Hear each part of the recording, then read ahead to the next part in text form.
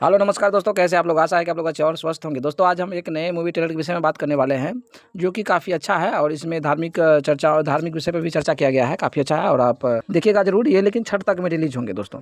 तो फिल्म का नाम है बेलन वाली बहू। काफ़ी अच्छा स्टार कास्ट में नजर आएंगे आपको अंशुमन सिंह और अंजना सिंह जी, रितेश उपाध्याय जी हैं और कन्हैया सिंह जी है, अमित शुक्ला है और कंचन मिश्रा है, निशा तिवारी है, सुबोध सेठ, संतोष श्रीवास्तव जी हैं, खुशबू यादव हैं, रितेश बिमल है, सीपी भट्ट हैं और प्रीति।